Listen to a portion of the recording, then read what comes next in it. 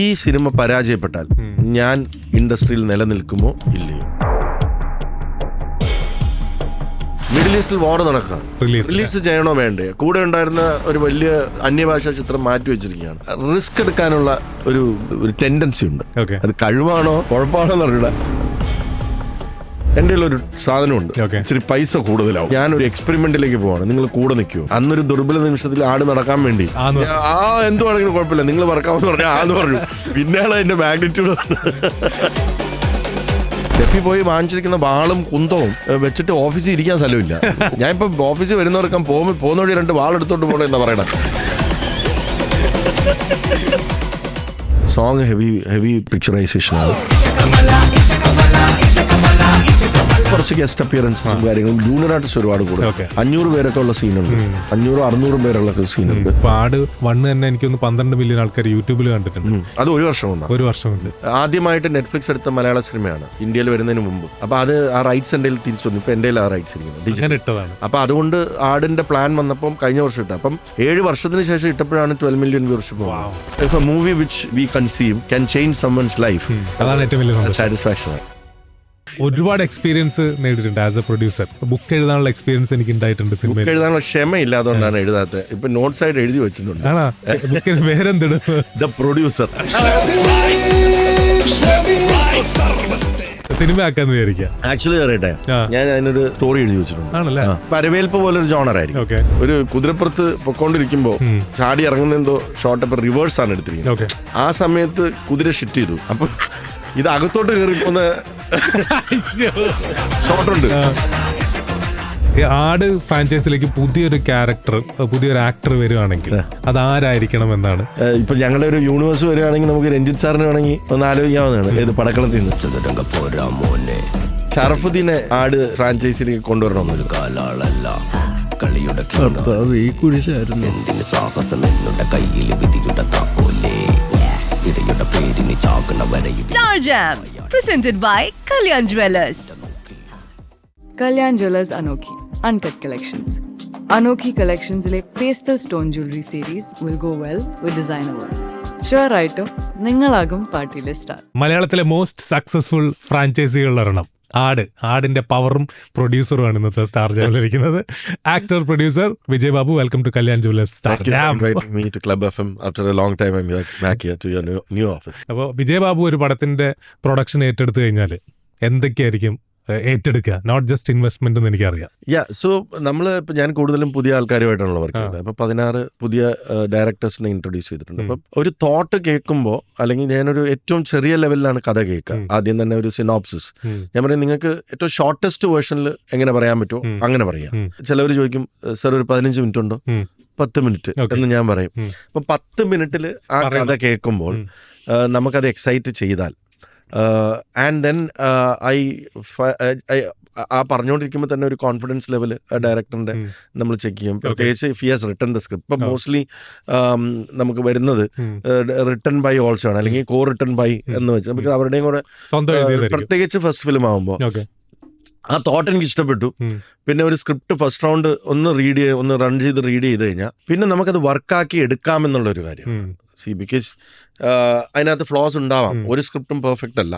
അത് അവർക്ക് അത് ആ ഡിസ്കഷൻ അല്ലെങ്കിൽ ആ ഡിബേറ്റിനുള്ള ഒരു ഫ്രെയിം ഓഫ് മൈൻഡിലാണോ അല്ലെങ്കിൽ ആ വേവ് ലെങ്ത് അവർക്കുണ്ടോ എന്നുള്ളതാണ് ചെക്ക് ചെയ്യണേ. അത് കഴിഞ്ഞാൽ നമുക്കറിയാം ഇത് വർക്കാക്കി എടുക്കാൻ പറ്റും. പിന്നെ അതിലേക്ക് ഇരുന്ന് പിന്നെ അതിന്റെ ഓരോ പ്രോസസ്സിലും, ഇപ്പം ഞാൻ ന്യൂ കമേഴ്സുമായിട്ട് വർക്ക് ചെയ്യുമ്പോൾ അതിന്റെ ഓരോ പ്രോസസ്സും എൻജോയ് ചെയ്യാനും കൂടിയാണ്.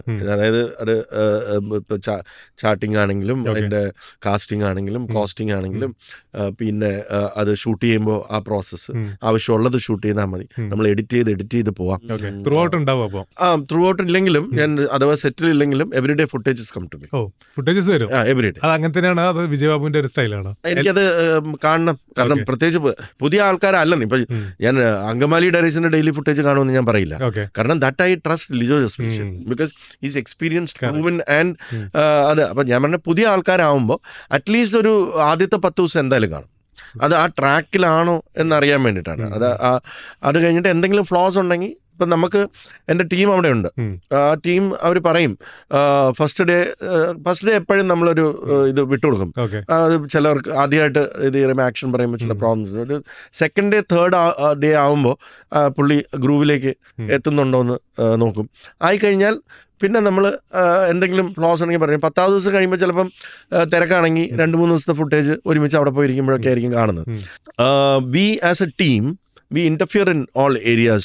This and wherever corrections are required we say and very politely and nicely. പിന്നെ ഇപ്പം മാക്സിമം നമ്മൾ ചെയ്യുന്നത് 2 സിനിമ പെർ ഡേ ആണ്, പെർ ഇയർ ആണ്. I'm sorry.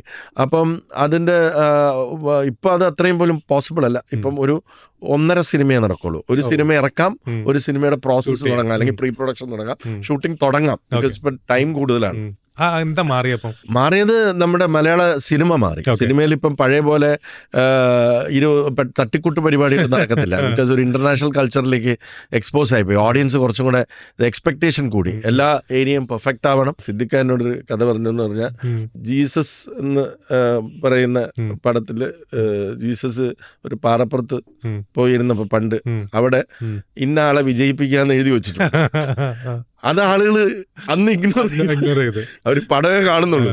ഇന്നാണെങ്കിൽ എന്താവും, ഇന്ന് റിവ്യൂസ് എടുത്തിട്ട് അല്ലേ, ഇന്ന് VFX അത് അതേപോലെ നമ്മള് ഈ ഒരു കുതിരപ്പുറത്ത് പൊക്കോണ്ടിരിക്കുമ്പോ ഇങ്ങനെ ചാടി ഇറങ്ങുന്ന എന്തോ ഷോട്ട് ഇപ്പൊ റിവേഴ്സ് ആണ് എടുത്തിരിക്കുന്നത്.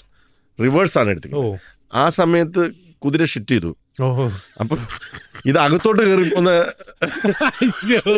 ഷോട്ടുണ്ട് ആ സിനിമ. അറിയാതെ വന്നാലേ അല്ല, റിവേഴ്സില് ഫിലിമിലല്ലേ ഷൂട്ടിനെ, പിന്നെ ഇത് മാറ്റാനൊന്നും പറ്റില്ലല്ലോ. പക്ഷെ അതും ഓഡിയൻസ് ഒന്ന് അക്സെപ്റ്റ് ചെയ്തു എന്നാ പറയണത്. ഒരു പ്രൊഡ്യൂസർ എപ്പോഴാ ഹാപ്പി ആവുന്നത്? അക്ലോഡ്സ് ആൻഡ് രണ്ടും കൂടെ ഒരുമിച്ച് വരുമ്പോൾ, ബോക്സ് ഓഫീസ് സക്സസ് ആൻഡ് അക്ലോഡ്സ്, ഇത് രണ്ടും കൂടെ ഒരു സിനിമയ്ക്ക് ഒരുമിച്ച് കിട്ടുമ്പോൾ ആണ് സാറ്റിസ്ഫാക്ഷൻ. അപ്പം നമുക്ക് അംഗീകാരങ്ങളും റവന്യൂവും ഒരുമിച്ച് കിട്ടുമ്പോൾ. വിജയ് ബാബു എപ്പോഴും ഹാപ്പിയാവുന്നത്? എനിക്ക് ഓഡിയൻസിന്റെ കയ്യിൽ നിന്ന് you made A good film and that film ഞങ്ങളുടെ ലൈഫിൽ ആ സിനിമ കൊണ്ട് ചില മാറ്റങ്ങൾ സംഭവിച്ചു, കുറച്ച് മെസ്സേജ് കിട്ടി.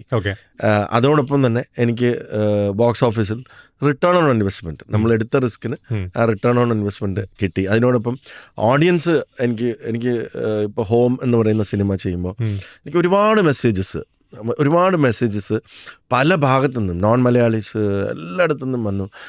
ഞങ്ങൾ ഈ സിനിമ കണ്ടിട്ട് ലൈഫ് മാറി, അച്ഛനെ പോയി ഒന്ന് കെട്ടിപ്പിടിച്ച് കരഞ്ഞു, ഞാൻ സോഷ്യൽ മീഡിയ കുറച്ച് നാളത്തേക്ക് ഡിലീറ്റ് ചെയ്തു. ഞങ്ങളുടെ lot of messages which came, I am doing all these things at A place were I can be imperfect, that's my home എന്ന് പറയുന്ന കുറേ കാര്യങ്ങൾ ആ മെസ്സേജ് എനിക്ക് തന്നെ ലൈക്ക് കണ്ണ് നനഞ്ഞിട്ടുള്ള മെസ്സേജസ് വന്നിട്ടുണ്ട്. അത് നമുക്കൊരു സാറ്റിസ്ഫാക്ഷൻ. അതേപോലെ തന്നെ മങ്കിപ്പൻ ചെയ്തപ്പോഴും എനിക്ക് അങ്ങനത്തെ മെസ്സേജസ് വന്നിട്ടുണ്ട്. If A movie which we conceived can change someone's life, അതാണ് ഏറ്റവും വലിയ സാറ്റിസ്ഫാക്ഷൻ, ഇമ്പാക്ട് ഉണ്ടാവുന്നത്. അങ്ങനെയാണെങ്കിൽ ആട് ഫ്രാഞ്ചൈസി ആസ് എ സിനിമാക്കാരൻ ഞാൻ ഈ പറയുന്ന കാര്യങ്ങളിൽ എന്തൊക്കെ മാറ്റം വരുത്തി എന്ന് പറയണം? ആസ് എ ഫ്രാഞ്ചൈസി ഓണർ മലയാളത്തിലെ ഏറ്റവും ആന്റിസിപ്പേറ്റ്, അതായത് ഏറ്റവും വലിയ ഫ്രാഞ്ചൈസികൾ ഒന്ന് നമ്മുടെ പേരിലാണ് എന്ന് പറയുമ്പോൾ കിട്ടുന്ന ഒരു സാറ്റിസ്ഫാക്ഷൻ. മലയാളം എന്ന് പറയുന്ന രാജ്യം എല്ലാ ഇൻഡസ്ട്രികളും ഉറ്റുനോക്കുന്ന ഒരു ഏറ്റവും നല്ല കണ്ടന്റ് വരുന്ന റീജൻ എന്നറിയപ്പെടുന്നിടത്ത് അവിടെ നിന്ന് ഒരാൾ വിളിച്ചു ചോദിക്കുകയാണ് ഇവിടുത്തെ ഏറ്റവും വലിയ ഫ്രാഞ്ചൈസികൾ ഏതാ എന്ന് ചോദിച്ചാൽ ആദ്യത്തെ 3 എണ്ണത്തിൽ ഒന്ന് നമ്മളാണെന്ന് അഭിമാനത്തോടെ പറയാൻ പറ്റുന്നത്. ആസ് എൻ ആക്ടർ നമ്മൾ എവിടെയെങ്കിലുമൊക്കെ പോകുമ്പോൾ ഷമീർക്ക എന്ന് വിളിക്കുമ്പോൾ നമ്മൾ അത് ചിലപ്പോൾ ഓർക്കില്ല. എടോ നിങ്ങളാണ് വിളിച്ചതെന്ന് പറഞ്ഞു, ഓ ആ ക്യാരക്ടറിന്റെ പേരിൽ അറിയപ്പെടുക എന്ന് പറയുന്ന സന്തോഷം. 8 വർഷത്തിന് ശേഷം ആട് 3 is back. അപ്പൊ അങ്ങനെ നോക്കുകയാണെങ്കിൽ മിഥുനെ ഫോളോ അപ്പ് ചെയ്യുന്നുണ്ടായിരുന്നു? ഡെഫിനറ്റ്ലി. ഇതിനിടയ്ക്ക് സംഭവിച്ചതെന്ന് പറഞ്ഞാൽ മിഥുന്റെ മൈൻഡ് കുറച്ച് ക്രിമിനൽ ആയിപ്പോയി, ക്രിമിനൽ മൈൻഡ് ത്രില്ലർ മോഡിലേക്ക് പോയി. അപ്പം ഞാൻ ഇടയ്ക്കിടയ്ക്ക് വിളിക്കും. കോവിഡിന് മുമ്പ് ചെയ്യാനിരുന്നതാണ്. പിന്നെ ആ സ്ക്രിപ്റ്റ് നമ്മൾ വേണ്ടെന്ന് വെച്ചു. അപ്പൊ കോവിഡ് കഴിഞ്ഞു, നമുക്ക് എഴുതി തുടങ്ങേണ്ട മിഥുനെ, എഴുതി തുടങ്ങി. ചേട്ടാ ഞാനിപ്പോ ഒരു ത്രില്ലർ മൂഡിലാണ്, ഞാൻ കോമഡിയിലേക്ക് എത്തുന്നില്ല. ഞാൻ പറഞ്ഞു എന്തെങ്കിലും ഒക്കെ എപ്പോ എത്തും അതിപ്പോ പറയാൻ പറ്റില്ല, എനിക്കിപ്പോ ക്രിമിനൽ മൈൻഡാണ്. അപ്പം അങ്ങനെയല്ല, എനിക്കിപ്പോ ഒരു എന്റെ മൂഡ് ഇപ്പൊ ത്രില്ലർ മൂഡാന്ന് പറഞ്ഞ് അങ്ങനെ ഓരോ വട്ടവും ഇടയ്ക്കിടയ്ക്ക് ഞാൻ വിളിച്ച് ചളി കോമഡിയൊക്കെ പറഞ്ഞു, ഇപ്പൊ നിങ്ങൾ കോമഡി മൂഡിലായോ എന്നൊക്കെ പറഞ്ഞ് ഞാൻ അങ്ങനെയൊക്കെ വിളിച്ച് എന്തെങ്കിലുമൊക്കെ ചളി പറയും. അവസാനം ഞാൻ ഒരു ദിവസം വിളിച്ചോണ്ട് പോയി, ഞാൻ വളരെ ഇത് ഒന്നുകിൽ ഇത് തീർക്ക്, അല്ലെങ്കിൽ നിങ്ങൾ ഇത് വെച്ചോണ്ടിരിക്കുന്നത്, ഇനി വെച്ചോണ്ടിരുന്നിട്ട് കാര്യമില്ല. അത് ആളുകൾ ചോദിച്ചു മടുത്തു. അത് എന്തെങ്കിലും അങ്ങനെ കുറെ ദിവസം കഴിഞ്ഞിട്ട് എന്നെ വിളിച്ചു പറഞ്ഞു, എൻ്റെ ഒരു സാധനമുണ്ട്, ഇച്ചിരി പൈസ കൂടുതലാവും. ബിക്കോസ് പഴയ കാര്യമൊന്നും ഇപ്പൊ ചിലപ്പോൾ വർക്ക് ആവണമെന്നില്ല. പഴയ രീതിയിലുള്ള സ്ലാപ്സ്റ്റിക് കോമഡി ഒന്നും ചിലപ്പോൾ ഇപ്പൊ വർക്ക് ആവണമെന്നില്ല. അതുകൊണ്ട് ഞാനൊരു എക്സ്പെരിമെന്റിലേക്ക് പോവാണ്, നിങ്ങൾ കൂടെ നിൽക്കുമോ? അന്നൊരു ദുർബല നിമിഷത്തിൽ ആട് നടക്കാൻ വേണ്ടി എന്തുവാണെങ്കിലും കുഴപ്പമില്ല, നിങ്ങൾ വർക്കാവെന്ന് പറഞ്ഞാൽ ആന്ന് പറഞ്ഞു. പിന്നെയാണ് അതിന്റെ മാഗ്നിറ്റ്യൂഡ്. അത്ര വലുതാണ് പുള്ളി ഉദ്ദേശിച്ചത്. അപ്പൊ ഇത് വലുതാക്കിയത് പടത്തിനെ ഇതിന്റെ എപ്പിക് കോമഡി ആയതുകൊണ്ടാണ്. എപ്പിക് ഫാന്റസി കോമഡി അങ്ങനെ പറയാം. അതെ പറയാം. അങ്ങനെയാണ് പടം വലുതായത്. അതെ പഴയകാല ഷൂട്ട് ചെയ്യാൻ തന്നെയാണ് നമുക്ക് കോസ്റ്റ് ആയത്. അത്യാവശ്യം നല്ല കോസ്റ്റ് ആയിട്ടുണ്ട്. ഓക്കെ, വൈ വേണു സാർ എന്ന് ചോദിച്ചു കഴിഞ്ഞാൽ എന്ത് പറയും? എനിക്ക് ഒറ്റയ്ക്ക് അത് പൊക്കാൻ പറ്റില്ല എന്നുള്ളത് ഉറപ്പുള്ളത് കൊണ്ട്. കഥ കേട്ട് കഴിഞ്ഞപ്പോൾ എനിക്കൊരു ഇൻവെസ്റ്റർ പാർട്ട്ണർ വേണം എന്നുള്ള തീരുമാനം. കാരണം ഞാൻ എപ്പോഴും ഒരു സിനിമ ചെയ്യുമ്പോൾ ചിന്തിക്കുക, ഈ സിനിമ പരാജയപ്പെട്ടാൽ ഞാൻ ഇൻഡസ്ട്രിയിൽ നിലനിൽക്കുമോ ഇല്ലയോ. അപ്പോൾ നമ്മളൊരു ചെറിയ സിനിമ, ഞാൻ ഇതുവരെ ചെറിയ കണ്ടന്റ് സിനിമകൾ, അത് അപ്പോൾ 90% ഓഫ് ദ സിനിമകൾ ഞാൻ ചെയ്തതിൽ ഞാൻ നിലനിൽക്കും. കാരണം ആ ലോസ് എന്നെ ബാധിക്കില്ല. വീണ്ടും ഞാൻ സിനിമ ചെയ്യാനുള്ള ക്യാപിറ്റൽ എൻ്റെ കയ്യിൽ ഉണ്ടാവും എന്ന് പറയുന്ന രീതിയിൽ. ചില മോട്ടിവേഷൻ ഇച്ചിരി കുറവായിരിക്കും, എന്നാലും കുറച്ചും കൂടെ ഓക്കെ, എന്താണ് ക്യാപിറ്റൽ ഉണ്ടാവും. അടുത്ത സിനിമയ്ക്കുള്ള ക്യാപിറ്റൽ പോട്ടെ, നമ്മൾ സിനിമയിൽ നിന്നും ഉണ്ടാക്കിയത് തന്നെയാണല്ലോ എന്ന് പറഞ്ഞ്. രണ്ടാമത് ഞാൻ നോക്കുന്നത്, ഇത് സിനിമ റിലീസിന് മുമ്പ് ബ്രേക്ക് ഈവൻ ആക്കാനുള്ള കപ്പാസിറ്റി എനിക്കുണ്ടോ. 2, അതായത് നമ്മളുടെ ട്രാക്ക് റെക്കോർഡ് വെച്ചിട്ട് നമ്മുടെ സിനിമകൾ OTTയും സാറ്റലൈറ്റും പ്രീ റിലീസിന് മുമ്പ് കാണാൻ ഉള്ള അവസരമുണ്ട്. കണ്ടു കഴിഞ്ഞിട്ട് എബോ ആവറേജ് ആണെങ്കിൽ അവർക്കറിയാം, ടെക്നിക്കൽ പ്രിവ്യൂ ആണല്ലോ, ആ ടെക്നിക്കൽ പ്രിവ്യൂവിൽ നിന്നും എന്തായാലും ഒരു 30 to 40% ബെറ്റർ ആയിരിക്കും നമ്മുടെ സിനിമകൾ. ബിക്കോസ് നമുക്ക് അതിനകത്ത് അപ്പം അങ്ങനെ അവർ ചിലപ്പം നീട്ടി വലിച്ചൊരു ഓഫർ തരാനുള്ള സാധ്യതയുണ്ട്. അപ്പോൾ 80% of the time touch wood നമ്മുടെ സിനിമകൾക്ക് എന്തെങ്കിലും ഒരു ഓഫർ വരും. അപ്പോൾ അത് കാൽക്കുലേറ്റ് ചെയ്തിട്ട് ഓക്കെ, തിയേറ്ററിൽ നിന്നും ഫസ്റ്റ് വീക്കിൽ ഇങ്ങനെ മാർക്കറ്റ് ചെയ്താൽ ഇത്ര വരും എന്നുള്ളൊരു ലോജിക്കിലാണ് നമ്മൾ പോകുന്നത്. അങ്ങനെ തന്നെ ഒരു നടക്കാറുമുണ്ട്, നടന്നിട്ടുമുണ്ട്. ചില വളരെ കുറച്ച് സിനിമകൾക്ക് മാത്രമാണ് അത് സംഭവിച്ചിട്ടുള്ളത്. ഈ സിനിമയ്ക്ക് ഞാനത് ആ ചോദ്യങ്ങൾ ഉള്ളിൽ ആലോചിച്ചു. ഈ സിനിമയ്ക്ക് ഞാൻ ഇൻവെസ്റ്റ് ചെയ്ത് ഇതിന് എന്തെങ്കിലും സംഭവിച്ചാൽ ഞാൻ നിലനിൽക്കുമോ? ഇല്ല. വ്യക്തമായി. ഈ സിനിമ റിലീസിന് മുമ്പ് ബ്രേക്ക് ഈവൻ ചെയ്യാൻ എന്തെങ്കിലും സാധ്യതയുണ്ടോ? ഇല്ല. അപ്പം രണ്ടാമത്തെ ചോദ്യം കഴിഞ്ഞു. പിന്നെ ഒരു എക്സ്പെരിമെന്റ് ആണ്, എക്സ്പെരിമെന്റിന്റെ പുറത്തുള്ള എക്സ്പെരിമെന്റ്. അപ്പം നമ്മളൊരു കോർപ്പറേറ്റ് കമ്പനി എടുക്കാം, അല്ലെങ്കിൽ ആ സിനിമയ്ക്ക് എന്തെങ്കിലും സംഭവിച്ചാൽ ശക്തമായി നിലനിൽക്കാൻ കഴിയുന്ന ഒരു പ്രൊഡക്ഷൻ ഹൗസ് ആയിരിക്കണം, അല്ലേ? They should have deep pockets. But having said that, നമ്മുടെ റെസ്പോൺസിബിലിറ്റി കൂടെയാണ്. ഞാൻ വേണുചേട്ടൻ അല്ലെങ്കിൽ കാവ്യ ഫിലിംസ് വരുമ്പോൾ ഞാൻ അഷ്വർ ചെയ്തത് വേണുചേട്ടൻ്റെ പൈസ പോയില്ല. ചിലപ്പോൾ ഞാൻ ഇട്ടിരിക്കുന്ന പോർഷൻ പോകും. ആ പോർഷൻ പോയാലും ഞാൻ നിലനിൽക്കും എന്ന് എനിക്ക് ഉറപ്പുള്ളത് കൊണ്ട് മനസ്സിലായി. കണക്കാണ്. കാരണം ഞാൻ വേണുചേട്ടന് പഠിക്കുന്നത് എൻ്റെ ക്യാഷ് ഫ്ലോ ഇല്ല. അപ്പം ചേട്ടൻ എനിക്ക് ക്യാഷ് ഫ്ലോ തരും. B the investor partner, you take it out initially, okay, and I will take the other part. പക്ഷെ ആ പാർട്ട് പോയാലും അത്രയും പോവില്ല, പോയാലും നിലനിൽക്കാം, ഞാൻ നിലനിൽക്കും. അടുത്ത സിനിമ ചെയ്യാൻ ഞാനുണ്ട്. അടിപൊളി. ഒരു ഫുട്ടേജ് കാണിച്ചിട്ടാണ് വേണുചേട്ടനെ ഒരു 10 days ഒരു ഫുട്ടേജ്. അത് പടത്തിന്റെ ആക്ച്വൽ 10 days ഷൂട്ട് ചെയ്തത്. അത് കഴിഞ്ഞിട്ട് ഞങ്ങൾക്ക് ഒരു വെൽക്കം ബ്രേക്ക് ഉണ്ടായിരുന്നു. മഴ ആയതുകൊണ്ടാണ് ആ ഒരു ബ്രേക്കിനെ മാത്രമാണ് ഞാൻ വെൽക്കം ബ്രേക്ക് എന്ന് വിളിക്കുന്നത്. കാരണം അത് കുറച്ചുകൂടെ ഷൂട്ട് ചെയ്തെങ്കിൽ എന്റെ ബാങ്ക് എംപ്റ്റി ആയത്. അപ്പം എവിടെ നിന്ന് ആ ടൈമിൽ മഴ പെയ്തു. എന്നാ പിന്നെ ഒരു കാര്യം ചെയ്തു, ഇതൊന്ന് എഡിറ്റ് ചെയ്ത് എനിക്ക് സമയമുണ്ടല്ലോ. അങ്ങനെ എനിക്കൊരു 15 ദിവസത്തെ ബ്രേക്ക് കിട്ടുമ്പോഴാണ് ഞാൻ വേണിച്ചേട്ടനെ കാണാൻ പോകുന്നത്. അപ്പോൾ ഒരു സിനിമ കഥ കേൾക്കുമ്പോൾ തന്നെ മനസ്സിൽ വിഷ്വൽസ് തെളിയും, അതിന്റെ ഷൂട്ടിനെ പറ്റി ഐഡിയാസ് വന്നു തുടങ്ങും. ഇതില് ട്രെയിൻ ഉണ്ട്, പ്ലെയിൻ ഉണ്ട് എന്നൊക്കെ അപ്പത്തന്നെ ഇട്ടിട്ട് പോകും. മനസ്സിൽ റെയിൽവേ സ്റ്റേഷൻ ഉണ്ട്, എയർപോർട്ട് ഉണ്ട്, നൈറ്റ് ബലൂൺ ലൈറ്റ് എന്ന്. അപ്പൊ ഈ ആട് 3 മിഥുൻ മാനുവൽ പറയുമ്പോ ഏത് പോയിന്റിലാണ് എനിക്കൊരു ഏഞ്ചൽ ഇൻവെസ്റ്ററിന്റെ അടുത്ത് പോകേണ്ടത്? ആട് എന്ന് പറയുന്ന ഒരു കോമഡി സിനിമയിൽ നിന്നാണല്ലോ ആട് 2 വരുന്നത്. അതൊരു എപ്പിക് ഫാന്റസിയിലേക്ക് വരുമ്പോഴും ഒരു സിനിമാറ്റിക് ഫ്രീഡം നമുക്ക് വേണമെങ്കിൽ എടുക്കാം, അല്ലേ? കാരണം കോമഡി അല്ലേ, ഈ പറയുന്ന പോലെ ചെറിയ കോമഡിയൊക്കെ അതിനകത്ത് പെർഫെക്ഷൻ ചിലപ്പോൾ ആവശ്യമില്ല. അപ്പം ഞാൻ ഇതിനോട് ചോദിച്ചു, ഇത് നിങ്ങൾ കോമിക്കലായിട്ടാണ് ഷൂട്ട് ചെയ്യുന്നത് അതോ ഇപ്പം രാജാവുണ്ട്, രാജാവിന് ഞാൻ പറഞ്ഞ് നമ്മളുടെ രാജാവിന് കിരീടവും ചെങ്കോലും ഒക്കെ വേണോ? കോമിക്കലായി നമുക്ക് വെറും ഇങ്ങനെ ഒരു പഴയ റിയൽ മറ്റേ വെറും തുണിയും മുണ്ടും കൊടുത്ത് തിരുവിതാംകൂർ രാജാക്കന്മാര് അതുപോരാ. കോസ്റ്റ് കുറയ്ക്കാൻ എറിഞ്ഞു നോക്കിയതല്ലേ? ഞാനത് ചോദിച്ചതാ. നമുക്ക് അങ്ങനത്തെ റിയലിസ്റ്റിക് പിടിച്ചാ പോരെ? അത് പറ്റത്തില്ല ഇതില് ഇങ്ങനെ. അപ്പം തന്നെ മനസ്സിലായി എല്ലാ ഏരിയ അങ്ങനെ മാറേണ്ടി വരും. എല്ലാ ഏരിയ അങ്ങനെ മാറേണ്ടി വരും. കുതിരകൾക്ക് കുതിര തന്നെ വേണം. സ്റ്റെഫി പോയി വാങ്ങിച്ചിരിക്കുന്ന വാളും കുന്തവും വെച്ചിട്ട് ഓഫീസിൽ ഇരിക്കാൻ സ്ഥലമില്ല. ഗോഡൌണ് ഞാൻ ഇപ്പൊ ഓഫീസിൽ വരുന്നവർക്ക് പോകുന്ന വഴി 2 വാളെടുത്തോണ്ട് പോകണം എന്നാ പറയണ. എനിക്ക് വാങ്ങിയതല്ലേ? വാങ്ങിച്ചതാണ്. പോകുമ്പോഴേ അവിടെ 2 വാളും കൂടെ എടുത്തോളൂ. മെമന്റോ. ഇപ്പൊ എല്ലാവരുടെയും പ്രൊഫൈല് മാറി നോക്കുകയാണെങ്കിൽ ആക്ടേഴ്സിന്റെ, സ്പെഷ്യലി വിനായകൻ ചേട്ടന്റെ പ്രൊഫൈലാണ് ഏറ്റവും മാറി നമുക്ക് പറയാൻ പറ്റുക. ഇവരെ എങ്ങനെ മാനേജ് ചെയ്ത്? ആക്ച്വലി ഈ സെറ്റിൽ ഏറ്റവും എളുപ്പം ഹാൻഡിൽ ചെയ്യാൻ വിനായകൻ. കാരണം കൃത്യമായിട്ട് സെറ്റിൽ വരും.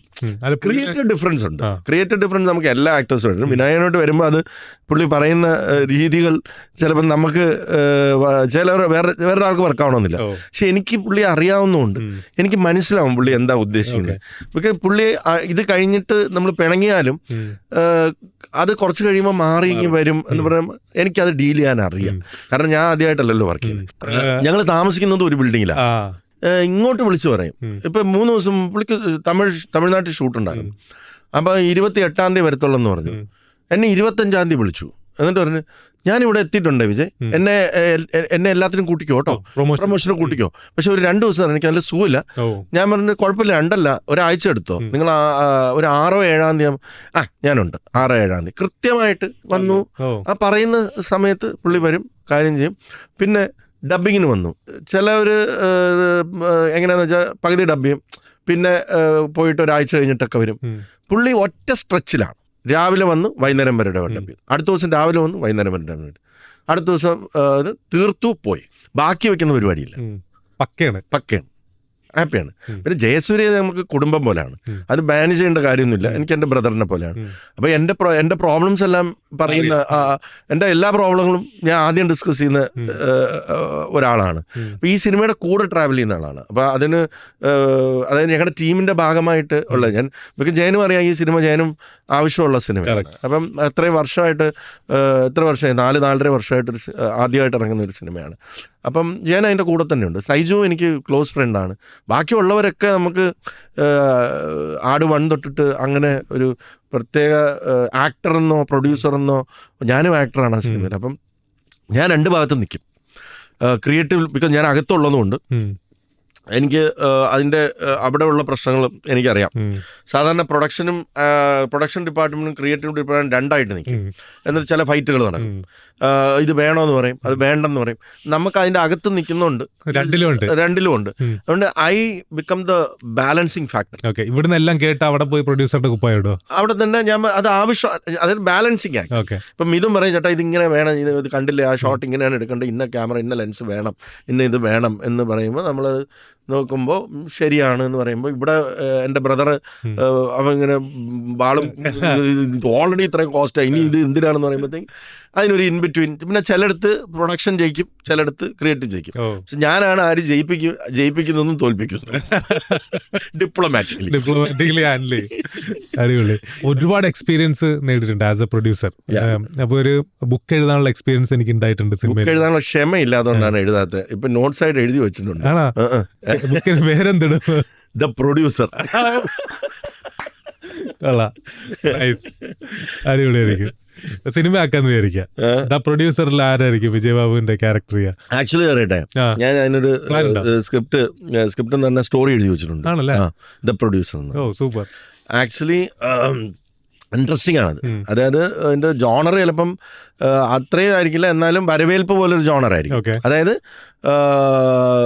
ഒരു സിനിമയെ കുറിച്ച് ഒന്നും അറിഞ്ഞൂടാത്ത ഒരാളുടെ പോയിന്റ് ഓഫ് വ്യൂ ആയിരിക്കും. അത് സ്ക്രീൻ പ്ലേ എഴുതാനായിട്ട് ഇച്ചിരി വിവരമുള്ള ആരുടെങ്കിലും കൈ കൊടുക്കണം. അതുകൊണ്ടാണ് എനിക്ക് അത്രയും ക്ഷമയുമില്ല, അത്രയും ലാംഗ്വേജും ഇല്ല, അത്രയും കഴിവില്ല.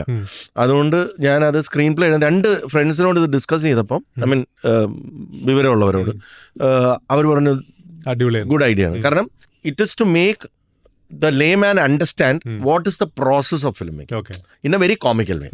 Because അയാൾക്ക് എല്ലാം അത്ഭുതമായിരിക്കുമല്ലോ ഇതെങ്ങനെയാണ് from the scratch from the script here. ഒരു സിനിമ എടുക്കണം എന്ന് ആഗ്രഹിച്ച് വരുന്ന ഒരാൾ കഥകൾ കേൾക്കുന്നതും ഒരു കഥയിലേക്ക് ലാൻഡ് ചെയ്യുന്നതും പിന്നെ അയാൾക്ക് പലരും പറഞ്ഞു കൊടുക്കുന്ന അഡ്വൈസ് ആണല്ലോ. It's new information for him, right? എല്ലാം പുള്ളിയുടെ ഇൻഫർമേഷനും at the end of the day what happens when the movie releases and എന്ന് പറയുന്ന ഒരു ട്രാവലാണ്. അതിലെല്ലാം വരും കേട്ടോ, റിവ്യൂവേഴ്സ് വരെ വരും. ബുക്ക് മൈ ഷോയിലെ റേറ്റിംഗ് വരും, ഈ മറ്റേ ട്രെയിലറിന്റെ എന്താ ബൂസ്റ്റിംഗ് വരും, എല്ലാം ഹോൾ അല്ല ലേമാൻ ഇതൊന്നും അറിയില്ലല്ലോ. Whole 9 yards in production. Super. വിജയബാബുവിന്റെ റോളാ. ഇപ്പൊ കഥ ലീക്കായല്ലോ. ഇല്ലല്ല, എന്റെ ചുറ്റിനും നടന്നിട്ടുള്ള കാര്യങ്ങൾ എനിക്കറിയാം. കാരണം ഞാൻ ചാനലിൽ ഇരിക്കുന്നപ്പോഴും when I was procuring films, I've seen a lot of people coming and sitting in front of me saying that ഇത്ര കോസ്റ്റ് ആയി. അപ്പൊ ഞാൻ ചോദിക്കും കാശ്, ഞാൻ സിനിമ കണ്ടിട്ട് ചോദിക്കും എത്ര ആയി എന്നാ പറഞ്ഞേ എന്ന് പറയും, ഇത്രയായി. അപ്പൊ ഞാൻ കൂടെ ഉള്ള ആൾക്കാരെ നോക്കും. സോ ബേസിക്കലി അത് അത്ര ആവേണ്ട കാര്യമില്ല, മനസ്സിലായേ? അപ്പൊ അങ്ങനെ ചിലവർ നമ്മുടെ മുമ്പിൽ വന്നിരുന്നിട്ട് ഇങ്ങനെ കൈയും കാലും ഒക്കെ വിറയ്ക്കും, എന്റെ വീടൊക്കെ പണയം വെച്ചിട്ടാണ് ഇത് എടുത്തേക്കുന്നത്, എങ്ങനെയെങ്കിലും ഒന്ന് രക്ഷപ്പെടുത്തണം. നമുക്കത് കാണുമ്പോൾ വിഷമം വരും. കാരണം ഒരു രീതിയിലും ചാനലിന്റെ അജണ്ടയിലില്ലാത്ത ഒരു സിനിമയായിരിക്കും അത്. എങ്ങനെയായാലും ഫ്രീ ആയിട്ട് വന്നാലും ചിലപ്പോൾ നമ്മൾ എടുക്കുകയില്ല അങ്ങനത്തെ സിനിമ. അത് തിയേറ്ററിൽ നമുക്ക് കാണുമ്പോൾ അറിയാം അത് വർക്കാവും. ഞാനൊരു നിമിഷം പുള്ളിയുടെ മുഖം കാണുമ്പോൾ ഇത് നമ്മൾ അറിയാതെ പ്രാർത്ഥിച്ചു പോകും, ഇതൊന്ന് വർക്കാവണേ എന്നുള്ള രീതിയിൽ. പക്ഷെ വർക്കാവില്ല. അപ്പം അങ്ങനെ ഉള്ള ഒരു ചിലത് വർക്കായിട്ടുണ്ട്, ചിലത് വളരെ സെൻസിബിൾ ആയിട്ടുള്ള NRI പ്രൊഡ്യൂസേഴ്സ് ഉണ്ട്, വളരെ സെൻസിബിൾ ആയിട്ടുള്ള. അതിൽ പെട്ടെന്ന് കുറച്ച് പേരുടെ പേര് പറയാം, വേണുചേട്ടൻ ഭയങ്കര സ്ക്രിപ്റ്റ് സെൻസ് ഉള്ള ആളാണ്, ഭയങ്കര സ്ക്രിപ്റ്റ് സെൻസ് ആണ്. അത് ആകെ 3-4 സിനിമകളാണ് പുള്ളി ചെയ്തിട്ടുണ്ടെങ്കിലും പുള്ളിക്ക് ഒരു സ്ക്രിപ്റ്റ് വായിക്കുമ്പോൾ അറിയാം. അതേപോലെ സന്തോഷ് കുരുവിളക്ക് നല്ല സെൻസിബിൾ സിനിമ സെലക്ട് ചെയ്യാനുള്ള കഴിവുണ്ട്. അപ്പൊ അങ്ങനെയൊക്കെ ഉള്ള NRI നല്ല പ്രൊഡ്യൂസേഴ്സ്. ഞാൻ പെട്ടെന്ന് 2 പേര് പറഞ്ഞപ്പോൾ പറഞ്ഞു. ഓക്കെ, നമ്മൾ ആടിന്റെ ചില സ്റ്റാറ്റ്സിലേക്ക് പോകാൻ പോവാണ്. ഇപ്പൊ ആട് 1 തന്നെ എനിക്കൊന്ന് 12 മില്യൺ ആൾക്കാർ യൂട്യൂബിൽ കണ്ടിട്ടുണ്ട്. അത് ഒരു വർഷം കൊണ്ട് അല്ലേ? കഴിഞ്ഞ വർഷം അത് ഇട്ടത്. നമ്മള് നെറ്റ്ഫ്ലിക്സിന്റെ ആദ്യമായിട്ട് നെറ്റ്ഫ്ലിക്സ് എടുത്ത മലയാള സിനിമയാണ് ഇന്ത്യയിൽ വരുന്നതിന് മുമ്പ്. അപ്പൊ അന്ന് 4 yearsനാ നമ്മൾ കൊടുത്തത്. അപ്പൊ അത് ആ റൈറ്റ്സ് എൻ്റെ തിരിച്ചു വന്നു. ഇപ്പൊ എൻ്റെ ആ റൈറ്റ്സ് ഇരിക്കുന്നത്. അപ്പൊ അതുകൊണ്ട് ആടിന്റെ പ്ലാൻ വന്നപ്പം കഴിഞ്ഞ വർഷം ഇട്ട. അപ്പം 7 വർഷത്തിന് ശേഷം ഇട്ടപ്പോഴാണ് 12 മില്യൺ വ്യൂവർഷിപ്പ്. അപ്പൊ നെറ്റ്ഫ്ലിക്സിൽ അത്രയും വ്യൂവർഷിപ്പ് ഉണ്ടായോ? അത് നമുക്ക് തരില്ലല്ലോ അവര്, നമുക്ക് ആ റിപ്പോർട്ട് തരില്ലല്ലോ, നമുക്കറിയില്ല ആ റവന്യൂ അല്ലേ. ഇതുപോലെ ഞങ്ങൾക്ക് അറിയാത്ത എന്തൊക്കെ സ്റ്റാറ്റ്സ് ഉണ്ട് എന്നാണ് നമ്മൾ മനസ്സിലാക്കാൻ നോക്കുന്നത്. നിങ്ങൾക്ക് അറിയാവുന്ന സ്റ്റാറ്റ്സ് വളരെ കുറവായിരിക്കും. അപ്പൊ അതാണ് നമ്മൾ അറിയാൻ നോക്കുന്നത്. 1, 2, 3 നമ്മൾ എടുക്കുകയാണെങ്കിൽ ബഡ്ജറ്റ് റേഷ്യോ എങ്ങനെയാണ്? മുകളിലേക്ക് പോയതിന്റെ റേഷ്യോ പറയാം. ഏതിന്റെ? ആട് 1 to 2 was 4 times. From 1 to 2 was 4 times. 2 to 3 was 7 times of 2. അത്രയും മാറി. വാവ്. മോസ്റ്റ് സാലറിഡ് ആക്ടർ ആട് ഫ്രാഞ്ചൈസില് ജയസൂര്യ ആണ്. ലൊക്കേഷൻസ്, നമ്പർ ഓഫ് ലൊക്കേഷൻസ് നോക്കുകയാണെങ്കിൽ 1, 2, 3 in ആട് 3. there were too many locations. ആട് 3 50ഓളം ലൊക്കേഷനുകളാണ്. 127 ദിവസം ഷൂട്ട് ചെയ്തു. ഈ പഴയ കാലഘട്ടം കാണിക്കുന്നത് എവിടെയാ? പാലക്കാടാണ് മെയിൻലി. ഷൂട്ടിന്റെ ദിവസങ്ങൾ നോക്കുവാണെങ്കിൽ 1, 2, 3 127 to be precise. 128 3 10 months. അതായത് ഒരുപാട് ബ്രേക്സ് ഉണ്ടായിരുന്നു. 2 എനിക്ക് തോന്നുന്നൊരു 50 ദിവസം ഉണ്ടായിരുന്നുള്ളൂ. 1 ഒരു 40 ദിവസം ഇത്രയൊക്കെയുള്ളൂ. ആക്ടേഴ്സിന്റെ എണ്ണം സെയിം മോഡൽ അല്ല. 3 കുറച്ച് ഗസ്റ്റ് അപ്പിയറൻസും കാര്യങ്ങളും ജൂനിയർ ആർട്ടിസ്റ്റ് ഒരുപാട് കൂടുതൽ. 500 പേരൊക്കെ ഉള്ള സീനുണ്ട്, 500-600 പേരുള്ള സീനുണ്ട്. സോങ് ഹെവി പിക്ചറൈസേഷൻ ആണ്. അപ്പം obviously number of including junior artist times കൂടുതൽ. ഏറ്റവും കൂടുതൽ ഡേറ്റ് വേണ്ടി വന്ന ആക്ടർ ഫ്രാഞ്ചൈസിൽ ജയേട്ടനാണ്. And Dharmajan equal. ജയസൂര്യ ഉള്ള മിക്കവാറുള്ള എല്ലാ സീനിലും ധർമ്മജൻ ഉണ്ടായിരുന്നു. നമ്മൾ അടുത്തൊരു പ്രൊഡ്യൂസർ റൗണ്ടിലേക്ക് പോകുമ്പോഴാണ്. കേരളത്തിന് പുറത്ത് I am producer of dash and dash cinema എന്നറിയപ്പെടാനാണ് എനിക്കിഷ്ടം. അറിയപ്പെടുന്നതും അങ്ങനെ തന്നെയാണ്. Angamaly Diaries and Home. Wow. ഇതില് ഒരെണ്ണം പറയാൻ പറഞ്ഞ അതിന് രണ്ട് ഫോളോയിങ് ആണ്. കാരണം ഒന്ന് എനിക്ക് നാഷണൽ അവാർഡ് നേടുത്തുന്ന സിനിമയാണ് ഹോം എന്ന് പറയുന്നത്. ഓഡിയൻസ് വൈസ് നോക്കുകയാണെങ്കിൽ ഓഡിയൻസ് റെസ്പോൺസ് വെച്ച് നോക്കുകയാണെങ്കിൽ ഇപ്പോൾ ഞാൻ കാണുന്ന ഇപ്പോൾ ഒരു പബ്ലിക്കിനെയാണ് കാണുന്നത്, ഒരു സിനിമ ഇഷ്ടമുള്ള ഒരാൾ, അയാളോട് ഞാൻ ചിലപ്പോൾ ഹോമിൻ്റെ പ്രൊഡ്യൂസർ എന്നാണ് പറയുന്നത്. അതേസമയം ഇൻഡസ്ട്രിക്ക് അകത്തുള്ള ഇപ്പോൾ അനുരാഗ് കശ്യപിനെ ഞാൻ അവിടെ വെച്ച് മുമ്പ് ആദ്യം പരിചയപ്പെടുമ്പോൾ ഹി ആസ് you are a producer of Angamaly Diaries എന്ന്, അല്ലെങ്കിൽ ഇപ്പം ഞാൻ ആനന്ദൽ റായ് എന്ന് പറയുന്ന പ്രൊഡ്യൂസറെ ഈ കഴിഞ്ഞ ദിവസം പരിചയപ്പെട്ടു. ആനന്ദൽ റായോട് ഞാൻ അങ്കമാലി ഡയറീസിന്റെ പ്രൊഡ്യൂസർ എന്ന് പറയുമ്പോഴാണ് പുള്ളിക്ക് ഹലോ ഹായ്, അങ്ങനെ ആളനുസരിച്ച് മാറിക്കൊണ്ടേയിരിക്കും. I was happy producing Monkey Pen ആണോ first film and I acted in it also. എൻ്റെ ആദ്യത്തെ പോസ്റ്റർ വരുന്നത് മങ്കി പെനാണ്. ഒരു വാളിൽ പോയിട്ട് ഞാൻ കണ്ടു.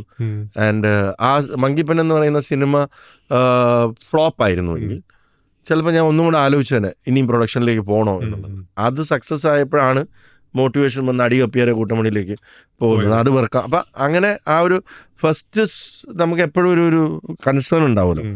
And it gave enough revenue. And അന്ന് 4 സ്റ്റേറ്റ് അവാർഡ് അതിന് കിട്ടി. അപ്പം അക്ലോഡ്സും കിട്ടി, റെക്കഗ്നീഷൻ കിട്ടി, പൈസയും കിട്ടി. അടിപൊളി. പ്രൊഡ്യൂസ് ചെയ്യാത്തതിൽ എനിക്ക് ആശ്വാസം തോന്നിയ സിനിമ ആശ്വാസം, റിലീവ്.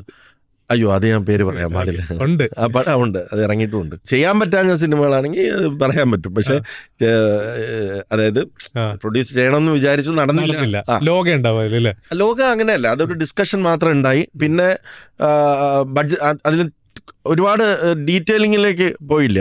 അതിൻ്റെ ക്രിയേറ്റീവ് ഡിസ്കഷൻ ഉണ്ടായിരുന്നു, കുറേ നാളുണ്ടായിരുന്നു. പിന്നെ അത് അതെന്തുകൊണ്ടോ നടന്നില്ല. അല്ലാതെ നടക്കാതെ പോയത് എനിക്ക് വിഷമമുള്ള സിനിമകൾ തന്നെ എൻ്റെ മിസ്റ്റേക്കും ഉണ്ട്. എനിക്ക് അന്ന് അങ്ങോട്ട് ടൈം ഉണ്ടായിരുന്നില്ല. ഒന്ന് ജയ ജയ ജയ ഹേ, അത് ഒരുപാട് നാള് വിപിൻ ഞാനും കൂടെ ഇരുന്നിട്ടുള്ള സിനിമയാണ്. പക്ഷെ എനിക്ക് ഭയങ്കര ഹാപ്പിയാണ് വിപിൻ്റെ. ഇപ്പോഴും ഞാനാണ് ഇൻട്രൊഡ്യൂസ് ചെയ്തത് മുദ്രകോവിൽ. അപ്പം കുറേ നാള് ഇരുന്നാണ് അത്. പിന്നെ ഓം ശാന്തി ഓശാൻ, ഈ 2 സിനിമ. I wish to produce pan Indian film from Malayalam. Okay. ഒരു പ്രൊഡ്യൂസർക്ക് വേണ്ട 3 ക്വാളിറ്റി ചോദിച്ചാൽ? He should have a script sense. He should have the technical knowledge and കണക്ക് കൃത്യമായിരിക്കണം. കണക്ക് എപ്പോഴും വി ഹാവ് ടു ബി, നമ്മുടെ ബ്രെയിൻ അതിൽ എപ്പോഴും ഓപ്പൺ ആയിട്ടിരിക്കണം. ഒരു സിനിമ എന്ന് പറയുന്നത് product, price, place and promotion കറക്റ്റായിട്ട് വരുമ്പോഴാണ് ഒരു പ്രോഡക്റ്റിന്റെ പീസ് തന്നെയാണ്. ഒരു പ്രോഡക്റ്റ് സക്സസ് ആവുന്നത് എങ്ങനെയാണോ ആ പീസ് തന്നെയാണ് ഇതിനെ ഒരു പ്രോഡക്റ്റായിട്ട് എടുക്കുമ്പോൾ കാണുക. അപ്പോൾ അതിൻ്റെ സ്ക്രിപ്റ്റ് നന്നാവണം. 3 ചോദിച്ചോണ്ടാ പറയാം. അതിൻ്റെ price at which you are making ഇട്ടെടുക്കണം. അത് ഇറക്കുന്ന സമയം കറക്റ്റായിരിക്കണം, ഇറക്കുന്ന രീതി കറക്റ്റായിരിക്കണം, അതിൻ്റെ പ്രൊമോഷൻ കറക്റ്റായിരിക്കണം. ഇത് 4ലും അത്യാവശ്യം നോളജ് വേണം. Little knowledge, product, place, price and promotion, അത് 4 പീസ് ഓഫ് മാർക്കറ്റിംഗ് ആണ്. അതിനെ സിനിമേനെ ഒരു പ്രോഡക്റ്റ് ആയിട്ട് എടുക്കുകയാണെങ്കിൽ ഇത് അതിലും അപ്ലൈ ചെയ്യും. Promotion matters. നമ്മളൊരു സിനിമ എനിക്ക് വേണ്ട പ്രൊമോഷൻ കൊടുക്കണം. അതെ, ഇന്നത്തെ നമ്മൾ ഒരുപാട് ക്ലട്ടർ ഇല്ലേ, people are addicted to social media.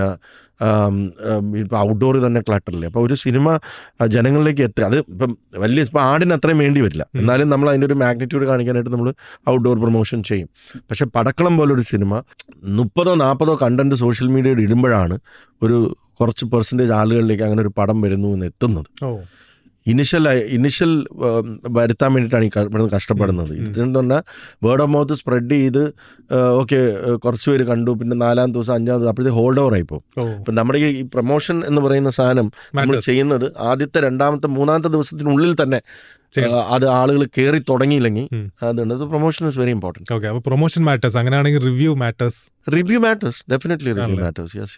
ഇപ്പം ഇന്നത്തെ കാലത്ത് റിവ്യൂ മാറ്റർ ചെയ്യുന്നില്ല എന്ന് പറയുന്നില്ല, പക്ഷേ കുറേയൊക്കെ ഇപ്പോൾ ജനങ്ങൾ അതിനെ ഈ റിവ്യൂ ചെയ്യുന്ന ആളും മനുഷ്യനാണെന്നും അയാളുടെ വയസ്സും പ്രായവും ജെൻഡറും ചില സിനിമകൾ അയാൾക്ക് വർക്കാവണം എന്നില്ലെന്നും മനസ്സിലായി. അതൊരു കമ്പ്യൂട്ടറല്ലല്ലോ ചെയ്യുന്നത്, റോബോട്ടല്ലല്ലോ ഇത് ചെയ്യുന്നത്, ഇതൊരു മനുഷ്യനല്ലേ. അപ്പം അത് ജനങ്ങളിപ്പോൾ മനസ്സിലാക്കുന്നുണ്ട്. ഈ അയാളുടെ പാറ്റേണും മനസ്സിലാവുന്നുണ്ട്. അയാൾക്ക് ചില റിവ്യൂ ചെയ്യുന്ന ആൾക്ക് ഈ ജോണറിലുള്ള സിനിമകൾ ചിലപ്പോൾ വർക്കാവണമെന്നില്ല. അങ്ങനെ ഇപ്പം ചില സിനിമകൾ റിവ്യൂ മോശമാണെന്ന് കുറേ പേര് പറഞ്ഞിട്ടും പടം ഹിറ്റായിട്ടുണ്ട്. ചിലത് വളരെ നല്ലതെന്ന് പറഞ്ഞിട്ട് അവരെ തെറി വിളിച്ചുകൊണ്ടിറങ്ങി പോകുന്നതും കണ്ടിട്ടുണ്ട്. മനസ്സിലായി. അപ്പം അത് പറയുന്നുണ്ട് ഇന്ന ആൾക്ക് ഇന്ന ജോണർ. ഇപ്പം അവരും സ്റ്റീരിയോ ടൈപ്പ് ആയി തുടങ്ങി, ആൾക്കനുസരിച്ച് മാറാം. അവരും സ്റ്റീരിയോ ടൈപ്പ് ആയി തുടങ്ങി എന്നുള്ളൊരു കാര്യമാണ്. അതും ക്ലട്ടറായി പോയി. പ്രൊഡ്യൂസർക്ക് വേണ്ട 3 ക്വാളിറ്റി പറഞ്ഞു. അങ്ങനെയാണെങ്കിൽ വിജയ് ബാബു എന്ന പ്രൊഡ്യൂസർക്ക് മാത്രമുള്ള ക്വാളിറ്റി വെച്ചാൽ എന്തായിരിക്കും ഇത്രയും കാലത്തെ എക്സ്പീരിയൻസ് വെച്ചിട്ട്? റിസ്ക് എടുക്കാനുള്ള എന്ന് എന്നോട് പലരും പറഞ്ഞിട്ടുള്ളതാണ്. എനിക്ക് റിസ്ക് എടുക്കാനുള്ള ഒരു ടെൻഡൻസി ഉണ്ട്. അത് കഴിവാണോ കുഴപ്പമാണോ എന്ന് അറിയില്ല. I don't mind taking risk. ഒരു ധൈര്യമുണ്ട്. ഞാൻ പറഞ്ഞു ഇപ്പം പരാജയപ്പെട്ട ചിത്രത്തിന് 2ാം ഭാഗം എല്ലാ ന്യൂ കമേഴ്സിനെയും വെച്ചിട്ട് ഇത് സിനിമ, അപ്പം അങ്ങനെയുള്ള തീരുമാനങ്ങൾ ഞാൻ എടുക്കാറുണ്ട്. ഇന്നും ഞാനൊരു തീരുമാനം എടുക്കേണ്ടതാണ്. ആട് 3 മിഡിൽ ഈസ്റ്റിൽ വാർ നടക്കുകയാണ്. പോണോ വേണ്ടേ, റിലീസ് ചെയ്യണോ വേണ്ടേ? കൂടെ ഉണ്ടായിരുന്ന ഒരു വലിയ അന്യഭാഷാ ചിത്രം മാറ്റി വെച്ചിരിക്കുകയാണ്. കാരണം അത്രയും റവന്യൂ നമുക്ക് നഷ്ടപ്പെടും അല്ലേ? പക്ഷേ എൻ്റെ കാൽക്കുലേഷൻ എന്ന് പറയുന്നത് അതിന് മലയാളികൾ നമ്മുടെ കൂടെ നിൽക്കും, കേരളത്തിൽ അല്ലെങ്കിൽ ഇന്ത്യയിൽ അല്ലെങ്കിൽ മറ്റുള്ള പ്രദേശത്ത്. എല്ലാവർക്കും ഈ വാറും ഇതൊക്കെ ഒന്ന് കഴിയണം എന്ന് ചിന്തിക്കുന്നവരാണ് മലയാളികൾ. സോ എല്ലാവരും ഗ്ലൂമി ആയി തുടങ്ങി. കാരണം നമ്മുടെ മലയാളികൾക്ക് അത്രയും പ്രിയപ്പെട്ട സ്ഥലമാണ് മിഡിൽ ഈസ്റ്റ്. നമ്മുടെ ഫ്രണ്ട്സും ഫാമിലിയും എല്ലാ കുടുംബത്തിൽ നിന്നും ഇപ്പോൾ തെക്കൻ കേരളത്തിലേക്ക് നോക്കുകയാണെങ്കിൽ എല്ലാ ഫാമിലിയിലും ഒരു എക്സ്റ്റൻഷൻ മൊത്തം അവിടെ കിടക്കണം. അപ്പം നമ്മളെല്ലാം വറീഡാണ്. ഇത് തീരണം എന്ന് ആഗ്രഹിക്കുകയും ഇത് എല്ലാവരുടെയും മുഖത്തൊരു ചിരി കൊണ്ടുവരണം എന്നും ആഗ്രഹിക്കുന്നുണ്ട്. ആട് ഫ്രാഞ്ചൈസിൽ സ്പിൻ ഓഫ് വേണ്ട ക്യാരക്ടേഴ്സ് വെച്ചാൽ ശശി ആശാൻ ഓർ ഷർബത്ത് സമീർ? ഇത് രണ്ടിലൊന്ന് പറയണം. അത് ഈസിയർ അല്ല, ഷർബത്ത് ഷമീർ ആയിരിക്കും. കാരണം അതൊരു ശിക്കാരി ശംഭു പോലെ ഒരു ക്യാരക്ടർ, ഏത് സ്റ്റോറി അവിടെ കൊണ്ട് പ്ലേസ് ചെയ്യാം. ശശി ആശാന് മണിയാശാനുമായിട്ടൊരു സാദൃശ്യമുണ്ടല്ലോ. അപ്പൊ അത് കഥ പറയുമ്പോൾ എനിക്ക് മണിയാശാന്റെ അടുത്ത് പെർമിഷൻ ചോദിക്കണം. ഇത് ഇന്ദ്രൻസേട്ടന്റെ മണിയാശാൻ കണ്ട് എനിക്ക് ഭയങ്കര സന്തോഷമായി. ആട് ഫ്രാഞ്ചൈസിലേക്ക് പുതിയൊരു ആക്ടർ വരുവാണെങ്കിൽ അതാരായിരിക്കണം എന്നാണ്? അത് വന്നിട്ടുണ്ടല്ലോ, ആലിയ ബോൺ. അതല്ല, ഹോളിവുഡ് അല്ല, മലയാളത്തിൽ നിന്ന് ഒരു ആക്ടർ, ഒരു പുതിയ ക്യാരക്ടർ വരിക. ഇമാജിനറി എങ്ങനെ ആട് ഫ്രാഞ്ചൈസിലേക്ക് കൊണ്ടുവരണമെന്നുണ്ട്. അതെ, ബിക്കോസ് ആടില് 1 ഷറഫിന് ഒരു റോള് പറഞ്ഞിരുന്നു, അത് പിന്നെ മാറിപ്പോയി. ആട് 2 അങ്ങനെ പറഞ്ഞിരുന്നു, മാറിപ്പോയി. ഇത് വളരെ വിഷമത്തിൽ പടക്കളത്തിന്റെ സമയത്ത് ഷറഫിനോട് പറഞ്ഞു, ജയവായി ഞാനും ഇതിനും കൂടെ സ്റ്റേഡിയത്തിന്റെ മുമ്പിൽ ഞങ്ങൾ അവിടെ ഇരുന്ന് കോഫി കുടിച്ചോണ്ടിരുന്നപ്പോൾ പറഞ്ഞു, പക്ഷെ അതിന്റെ ഡേറ്റിന്റെ എന്തോ പ്രശ്നം വന്നിട്ട് അത് മാറി. ആട് 2 അങ്ങനെ സംഭവിച്ചു. ആട് 3 ഒരു ഞങ്ങളിങ്ങനെ പ്ലാൻ ചെയ്തു, നടന്നില്ല. അപ്പൊ ഷറഫുദ്ദീനെ ആട് ഫ്രാഞ്ചൈസിലേക്ക് ഒരു ക്യാരക്ടറായിട്ട് കൊണ്ടുവരണം. ഇപ്പൊ ഞങ്ങളുടെ ഒരു യൂണിവേഴ്സ് വരികയാണെങ്കിൽ നമുക്ക് രഞ്ജിത്ത് സാറിന് വേണമെങ്കിൽ ഒന്ന് ആലോചിക്കാവുന്നതാണ്. ഏത് പടക്കളത്തിൽ നിന്ന് രഞ്ജിത്ത് സാറിന് എന്ത് സംഭവിച്ചു എന്ന് ആർക്കും അറിയില്ലല്ലോ, ആലോചിക്കാം. ഓക്കെ, അപ്പൊ ഈ ഓരോ ക്യാരക്ടേഴ്സിന്റെ പേര് കേൾക്കുമ്പോ എന്താ തോന്നുന്നതെന്ന് പറയണം. ഷാജി പാപ്പനിൽ തുടങ്ങാം നമുക്ക്. നടുവേദന. Okay, captain Cleetus. വട്ട്. ഓക്കെ, ശശി ആശാൻ. സർക്കാസം. പുള്ളി എങ്ങനെയാ ഈ ക്യാരക്ടറായിട്ട് വരുന്നത്? അത് കണ്ട് ഞെട്ടിയിട്ടുണ്ടെന്ന് വിജയബാബു തന്നെ പറഞ്ഞിട്ട്. അത് ഭയങ്കര ഒരു ട്രാൻസ്ഫോർമേഷൻ ആണ്. ഞാൻ പല ആക്ടേഴ്സിനെ നമ്മൾ കണ്ടിട്ടുണ്ട്, അവരുടെ ബോഡി ലാംഗ്വേജിൽ തന്നെ അവരുണ്ട്, അവരുടെ ഇതുണ്ട്, അവർ തന്നെയാണ്. ഇന്ദ്രൻസേട്ടൻ ഞാൻ പറഞ്ഞില്ലേ, ഒരു സെറ്റില് ഞാനിപ്പം എനിക്ക് ക്യാരവണിനകത്തിരിക്കുന്ന ഇഷ്ടമല്ല, ഞാൻ പുറത്തേ ഇരിക്കുന്നത്, അല്ലെങ്കിൽ ക്ലോസ്ട്രോഫോബിയ ഉണ്ട്, എനിക്കിങ്ങനെ ഇടയ്ക്കിടയ്ക്ക് നടക്കണം അങ്ങോട്ടും ഇങ്ങോട്ടും. ഞാൻ ക്യാരവണിൽ ഇരിക്കില്ല. അപ്പം ഞാൻ അവിടെ ഒരു ചെയറിട്ട് അരിയിരിക്കുന്നത്. അപ്പം ഒരു ആക്ടർ സെറ്റിൽ വരുമ്പോൾ നമുക്കറിയാം. അപ്പം നമ്മളൊരു ബോർഡ് റൂമിൽ ഒരു ഫംഗ്ഷൻ നടക്കുമ്പോൾ ഒരു സെലിബ്രിറ്റി വരുമ്പോൾ നമുക്കൊരു ശബ്ദം കേൾക്കും, ആളുകൾ അങ്ങോട്ട് മൂവ് ചെയ്യുന്നത്, ക്യാമറ ഇട്ടത്. അതേപോലെ ഒരു ആക്ടർ സെറ്റ് വരുമ്പോൾ വരുന്ന ശബ്ദമുണ്ട്. ആ കാറിന്റെ ഡോറ് ടപ്പെന്ന് അടയുന്നു, കാരവന്റെ ഡോറ് തുറക്കുന്നു, കുറേ ഫുഡ് സ്റ്റെപ്സ് അങ്ങോട്ട് കയറുന്നു, പെട്ടെന്ന് കോസ്റ്റ്യൂമായിട്ട് അങ്ങോട്ട് പോകുന്നു, മേക്കപ്പ് മാൻ കിറ്റുമായിട്ട് അങ്ങോട്ട് പോകുന്നു, ചായ കൊടുക്കണോ എന്ത് കൊടുക്കുന്നു. അപ്പം ആ ഒരു മോമെന്റ് ഉണ്ട്. ഇത് നമ്മളാകെ ചോദിക്കുന്ന ആരാ വന്നേന്ന് ചോദിക്കത്തുള്ളൂ. പക്ഷെ ഇതൊന്നുമില്ല ഇന്ദ്രൻസേട്ടന്. വന്നതും അറിയുന്നില്ല. ഇന്ദ്രൻസേട്ടൻ വന്നോ? വന്ന് അവിടെ ഇരിപ്പുണ്ടല്ലോ. പുള്ളി ഏതോ ഒരു വണ്ടി കയറി അവിടെ സെറ്റിനകത്തോട്ടൊന്നും വണ്ടി, ചിലവർ ആക്ടേഴ്സ് കാരവന്റെ അടുത്ത് വന്ന് നിന്നിട്ട് ചാടി കയറുന്ന രീതിയിലായിരിക്കും. പുള്ളി അവിടെ കാണും നിർത്തിയിട്ട് നടന്നേ വരത്തുള്ളൂ, ബാഗും തൂക്കി. അതുകൊണ്ടാണ് ഈ ബഹളം ഒന്നും ഇല്ലാതെ. എന്നിട്ട് കുറേ നേരം വെളിയിലൊക്കെ ഇങ്ങനെ കറങ്ങി നിൽക്കും. എന്നിട്ട് മേക്കപ്പിന്റെ സമയമാകുമ്പോഴേ പുള്ളി പതുക്കെ പോയി കയറത്തുള്ളൂ. അപ്പൊ ഇന്ദ്രൻ ചേട്ടാ എന്താ ഇവിടെ നിൽക്കുന്നത്? ഒന്നുമില്ല സാർ, ഇവിടെ അല്ല അവിടെ അല്ല കുഴപ്പമില്ല. പുള്ളി അവിടെ ഇങ്ങനെ ഇരിക്കും. ഇത് കഴിഞ്ഞ് പുള്ളി ഡ്രസ്സ് ഇട്ടിട്ട് വന്നിട്ട് അഴിഞ്ഞാടുന്ന ഒരു പരിപാടി, നമുക്ക് ഷോക്കായി പോകും. ഈ പച്ച മനുഷ്യനായിട്ടിരിക്കുന്ന പുള്ളിയാണോ ഇങ്ങനെ, അവനെ കാണുമ്പോഴേ എനിക്ക് ചൊറിയുന്നു എന്നൊക്കെ പറയുന്ന ഒരു സാധനം. അത് ഭയങ്കര അത്ഭുതത്തോടെ. ബിക്കോസ് എനിക്ക് ഇന്ദ്രൻ ചേട്ടൻ്റെ കാര്യം എന്ന് പറഞ്ഞാൽ എനിക്കിപ്പോൾ കുറേ സിനിമകളായല്ലോ, അപ്പം എനിക്കറിയാം. പിന്നെ പുള്ളി ഞാനുമായിട്ടാണ് കോമ്പിനേഷൻ കൂടുതലുള്ളത്. അതുകൊണ്ടാണ് ഞാൻ പുള്ളിയുടെ പേര് എടുത്തെടുത്ത് പറയുന്നത്. എനിക്ക് മറ്റുള്ളവരുമായിട്ട് കോമ്പിനേഷൻ കുറവാണ്. റിഹേഴ്സൽ ഉണ്ടാവാറുണ്ടോ നിങ്ങൾ തമ്മിൽ? ഞങ്ങളൊന്ന് പോയി, ഞാൻ ഇന്ദ്രൻ ചേട്ടൻ്റെ അടുത്തോട്ട് പോകും. ഇന്ദ്രൻ ചേട്ടൻ ഇതാണ് സീന്, ഇന്ദ്രൻ ചേട്ടൻ ഞങ്ങൾക്ക് അറിയാം ഇന്ദ്രൻ ചേട്ടൻ ഏത് സമയത്താണ് കയ്യിൽ നിന്ന് ഇടുക, ഇന്ദ്രൻ ചേട്ടൻ ഇട്ടോ ഞാൻ റിയാക്ട് ചെയ്തോളാം എന്ന് പറയും. ശരി എന്ന് പറയാം. അപ്പം ഞങ്ങൾക്ക് അറിയാം, ഞങ്ങൾ അങ്ങോട്ടും ഇങ്ങോട്ടുള്ള പരിപാടികൾ ഞങ്ങൾക്ക് അറിയാം. ഡൂഡ് ആയിട്ട് കേൾക്കുമ്പോൾ എനിക്ക് ബാങ്കോക്കിന് ഓർമ്മ. പുള്ളിക്ക് പോകാൻ പറ്റിയിട്ടില്ലല്ലോ, തിരിച്ചു പോവാം. Dude Bangkok. പുള്ളിയും ഈ പറഞ്ഞ ഇതിലേക്ക് എങ്ങനെയാ പെട്ടെന്ന് ഇറങ്ങോ? വിനായകൻ പെട്ടെന്ന് ഒന്നുമില്ല. പുള്ളി ഞാൻ പറഞ്ഞില്ലേ, പുള്ളിക്ക് ഇടയ്ക്ക് സുഖം ഉണ്ടായിരുന്നില്ല. അപ്പൊ ഇങ്ങനെ മൊടന്തിയൊക്കെയാ വരുന്നേ. ഇങ്ങനെ വന്നിട്ട് ചുമയൊക്കെ എന്നിട്ട് വയ്യ, ഒന്ന് റെഡിയായിട്ട് വരാം എന്ന് പറഞ്ഞ് കാരവണിന് അകത്തോട്ട് കയറുന്ന കാണും. ഒരു 3/4 മണിക്കൂർ കഴിഞ്ഞ് കോട്ടിട്ട് സൈഡും ചെരി കണ്ണാടിയും വെച്ച് ഇങ്ങനെ നടന്നു വരുന്നതാണ്. അത് ആ ഫസ്റ്റ് ഡേ ഞങ്ങളൊരു വീഡിയോ പറഞ്ഞു. അതിന് മുമ്പുള്ള വീഡിയോ എടുത്താലേ മനസ്സിലാവുള്ളൂ ട്രാൻസ്ഫോർമേഷൻ. അതിന് മുമ്പുള്ള വീഡിയോ കാണണം. അങ്ങനെ പുള്ളി താടിയൊക്കെ നരച്ച് ഒരു ബനിയനും ഇട്ട് ഒരു ഷോളും ഇട്ട് ഒരു നിക്കറും ഇട്ട് പുള്ളി ഒന്ന് എന്ന് പറഞ്ഞിട്ട് വയ്യ ബാബാ സുഖമില്ല ജോയാ എന്നൊക്കെ പറഞ്ഞിട്ട് പുള്ളി കയറി പോയിട്ട് തിരിച്ചെടുത്ത് വേറൊരു ആളായിട്ടാണ്. അതാണ് ട്രാൻസ്ഫോർമേഷൻ. നമുക്ക് പഴയ ചരിത്രത്തിലേക്ക് പോകാം കുറച്ചൊന്ന്. ബെസ്റ്റ് എംപ്ലോയർ ഇൻ സ്റ്റാർ എന്ന് കേൾക്കുമ്പോ എന്താ ഓർമ്മ വരുന്നത്? അല്ല, ഓർമ്മ വരുന്നത് അത് ബേസിക്കലി സ്റ്റാർ എന്ന് ഇംഗ്ലീഷാണ്, അത് ഹിന്ദി ആവാൻ പോവാണ്. അപ്പം അത് ഞങ്ങൾക്ക് അന്ന് ഞങ്ങൾ ഭയങ്കര സ്റ്റാർ ഇംഗ്ലീഷുകാരൊക്കെ അപ്പം അല്ല ആയിട്ട് അന്ന് ലീഡർഷിപ്പ് ചേഞ്ച് ഉണ്ടാകും. അപ്പം റൂപ്പർട്ട് മുഡോക്കാണ് റൂപ്പർട്ട് മുഡോക്കിന്റെ മകൻ ജെയിംസ് മുഡോക്ക് ബേസിക്കലി ഇതിന് വരുന്നുണ്ട് ഈ കോൺഫറൻസ്. അത് ഞങ്ങളുടെ ടോപ്പ് മാനേജ്മെന്റ് ഹൈഡ് ചെയ്തിട്ട് പറഞ്ഞു. ഞങ്ങൾ ഇവിടെ ആയിരുന്നു ഗോവയില്.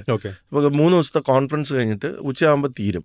ആൻഡ് അവിടെ എന്ന് പറഞ്ഞാൽ സ്റ്റാറിന്റെ ഒരു കൾച്ചർ എന്ന് പറഞ്ഞാൽ you should work hard, you can party hard, you can party till 4 o'clock in the morning, but 8 o'clock conference റൂമിൽ എത്തണമെന്ന് പറഞ്ഞാൽ എത്തിക്കണം ഈ 3 ദിവസവും. അതാണ് അതിൻ്റെ ഒരു രീതി. കോൺഫറൻസ് കഴിഞ്ഞു, 3ാമത്തെ ദിവസം കഴിഞ്ഞു, പിരിച്ചു വിട്ടു. പക്ഷേ there is a surprise meeting today at 7 o'clock. Everybody should be present at the conference room എന്നുള്ളതാണ്. അപ്പോൾ അവിടെയാണ് ഈ അവാർഡ് തരാനായിട്ട്. അത് തരുന്ന ആരാണ്? ജെയിംസ് മുഡോക്ക്, ലോകത്തിലെ അന്നത്തെ ഏറ്റവും റിച്ചസ്റ്റ് മാൻ, മീഡിയ മുഗൾ എന്നൊക്കെ പറയുന്നത്. And is coming in this private jet. So people should be surprise എന്നുള്ളത് കൊണ്ടാണ് ഈ ജെയിംസ് മുഡോക്ക് വരുന്നത്. അപ്പം ഞാനും ഇന്നത്തെ ഒരു മീഡിയ സ്ഥാപനത്തിൽ ടോപ്പ് ഹെഡ് ഉണ്ട്, നടൻ, ഹിന്ദി നടൻ രഞ്ജിത്തിന്റെ Anurag. He when me roommates for the con. ഞങ്ങൾ പോയിട്ട് ഫുഡൊക്കെ കഴിച്ചപ്പോൾ ഒരു 5 മണിയായി. എന്നാൽ പിന്നെ 1 മണിക്കൂർ ഉറങ്ങാം, 7 മണിക്കല്ലേ ഉള്ളൂ എന്ന് വെച്ച് ഞാൻ കിടന്നുറങ്ങി.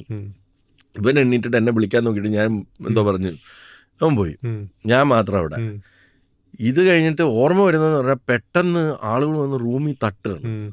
ബിക്കോസ് ജെയിംസ് മുഡോക്ക് വന്ന് ലൈക്ക് ലീഡർഷിപ്പ് ചേഞ്ച് കാര്യം പറഞ്ഞ് ഈ ബെസ്റ്റ് എംപ്ലോയി അവാർഡ് അനൗൺസ് ചെയ്തു. അവിടെ ആകെ ഇല്ലാത്തത് ഈ അവാർഡ് കിട്ടിയാൽ മാത്രമേ ഉള്ളൂ. അപ്പം അന്ന് $2,000 ഒരു ചെക്കും ഒരു ട്രോഫിയുമാണ് അന്ന് തരുന്നത്. ബേസിക്കലി എനിക്ക് എൻ്റെ ബോസ് ചൂടായി അങ്ങനെ തുള്ളി നിൽക്കുകയാണ്. അപ്പം എൻ്റെ അടുത്ത് പറഞ്ഞു, ബോസ് ഭയങ്കര ചൂടില്ല, 4-5 ഫ്രണ്ട്സ് ജെയിംസ് മുഡോക്കെ. അതിലൊന്നും എനിക്ക് ഞെട്ടലുണ്ടല്ലോ, അയാളെ ഞാൻ സോൾവ് ചെയ്തോളാം, അടുത്ത ടാർഗറ്റ് വരുമ്പോൾ പെട്ടെന്ന് അച്ചീവ് ചെയ്ത. പക്ഷെ അതല്ല എൻ്റെ വിഷമം, $2,000 ഉണ്ടായിരുന്നു. അപ്പോഴായിരുന്നു ഞാൻ ഷാടി എണ്ണിട്ട്, അയ്യോ സീരിയസ്ലി $2,000. അന്ന് നമുക്ക് സാലറിയെ 15,000 രൂപയുള്ളൂ. $2,000 തന്നെ 6 മാസം കാര്യങ്ങൾ നടക്കുമല്ലോ എന്ന് പറഞ്ഞിട്ട് ഞാൻ പെട്ടെന്ന് പോയി ഡ്രസ്സൊക്കെ ഇട്ട് ഓടിപ്പോയി വാങ്ങിക്കാൻ്റെ തരണ്ടേ, ഇത് സാധനം എവിടാന്ന് അറിഞ്ഞൂടല്ലോ. ആദ്യം ബോസിന്റെ അടുത്തുണ്ട്, ആരുടെ കയ്യിലായത് ഇരിക്കുന്നതെന്ന് പോലും അറിഞ്ഞൂടല്ലോ. ആരും വാങ്ങിയിട്ടില്ല, അവിടെ കൊടുത്തിട്ട് പോയിട്ടോ. അപ്പം ഞാൻ അവിടെ ചെന്ന പുള്ളി ഭയങ്കര ചൂടായി, പുള്ളിക്ക് ബംഗാളിയാണ്. അപ്പം വായിലിങ്ങനെ പുള്ളി ദേഷ്യം വന്നു കഴിഞ്ഞാൽ പുള്ളിക്ക് വാക്ക് കിട്ടത്തില്ല. ഇപ്പം അന്ന് പുള്ളിയുടെ ഒരു സ്വഭാവം എന്ന് പറഞ്ഞാൽ അന്ന് ബൊലേനോ ഇറങ്ങി ബലേരോ ഇറങ്ങി, പുള്ളിക്ക് കാറ് ബൊലേബോ എന്നേ പറയത്തുള്ളൂ. അങ്ങനെ പറയുന്ന ഒരാൾ. പുള്ളിക്ക് തെറി വന്നു കഴിഞ്ഞാൽ വായിന്ന് ഒന്നും വരും, ഹിന്ദി തെറി എന്ന് പറഞ്ഞാൽ അങ്ങനെയാണ്. അപ്പം പുള്ളി അതൊക്കെ പറയുന്നുണ്ട്, ഞാൻ കേട്ടോണ്ടിരിക്കുന്നത്. അപ്പം എൻ്റെ ബോസിൻ്റെ ബോസ് പുള്ളി it's okay man, it happens, Vijay come here, just go take a wine എന്നൊക്കെ പറഞ്ഞിട്ട് ഞാൻ അവിടെ നിന്ന് പോകുന്നില്ല. അപ്പൊ പുള്ളി വാട്ട് ഹാപ്പൻ,